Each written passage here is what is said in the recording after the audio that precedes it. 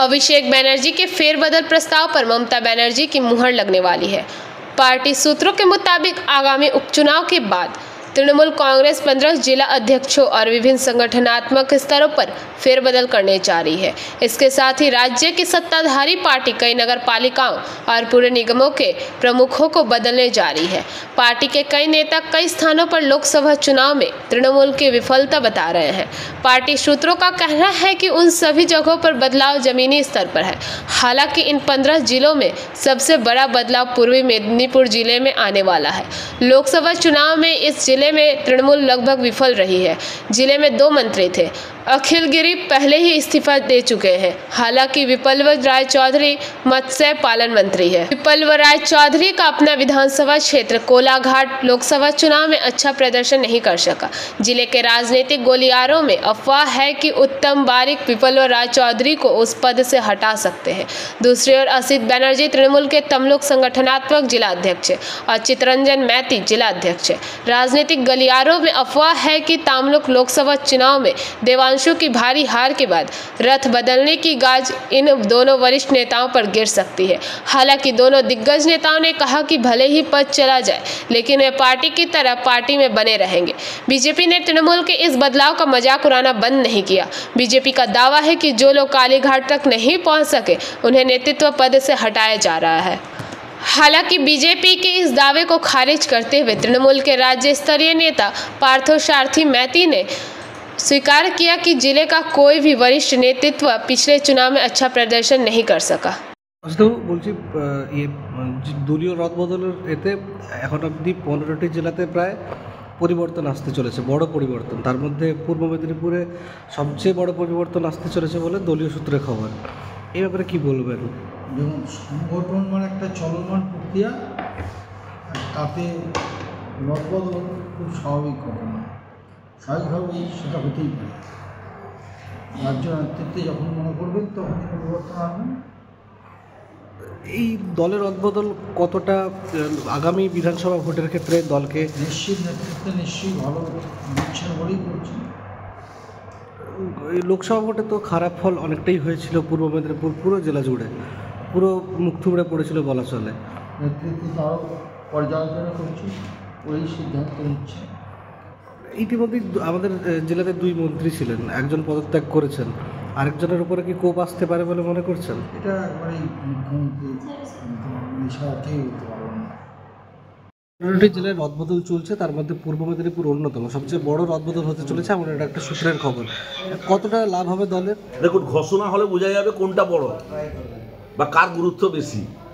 এখন সিদ্ধান্ত নেবেন নেত্রী মমতা বন্দ্যোপাধ্যায়। অভিষেক বন্দ্যোপাধ্যায় আমাদের নেতা, সমস্ত রিপোর্ট ওনার কাছে সাবমিট করেছে। তো আমরা ঘোষণা হলেই বুঝতে পারবো কোন জেলার গুরুত্ব বেশি, কোন জেলাটা বড় ভূমিকা পালন করবে। এই মুহূর্তে নিশ্চিতভাবে কিছু বলা সম্ভব না। পূর্ব মেদিনীপুর জেলায় তো চূড়ান্তভাবে হার হয়েছিল লোকসভায়, তো আগামী বিধানসভায় এইটাকে মাথায় রেখেই কি এই রদবদল হতে চলেছে? না, রদবদল তো সমস্ত জায়গায় সাংগঠনিক রদবদল হতে চলেছে। 21শে জুলাইয়ের মঞ্চতে অভিষেক বন্দ্যোপাধ্যায় সাধারণ সম্পাদক তিনি নিজেই ঘোষণা করেছিলেন। স্বাভাবিক নিয়মে রদবদল শুধুমাত্র পূর্ব মেদিনীপুর জেলা হচ্ছে এমনটাই নয়, কয়েকটা জেলাতেই রদবদল হচ্ছে বলে শোনা যাচ্ছে। তবে পূর্ব মেদিনীপুর জেলায় আমরা নির্বাচনে পরাজিত হয়েছি। কেন পরাজিত হয়েছি? আমাদের নেতা অভিষেক বন্দ্যোপাধ্যায় সমস্ত রিপোর্ট তৈরি করেছেন। তিনি নেতৃত্ব মমতা ব্যানার্জি প্রস্তাব দিয়েছিলেন দলীয় রদবদলের, সেই অনুযায়ী 15টি জেলাতে রদবদল হতে চলেছে বলে সূত্রের খবর। আজ আসতে চলেছে জেলার চেয়ারম্যান, জেলা সভাপতি, এই সমস্ত পদেও। আপনি এই জেলার চেয়ারম্যান, কি মনে করছেন এই রদবদলে কি হতে পারে?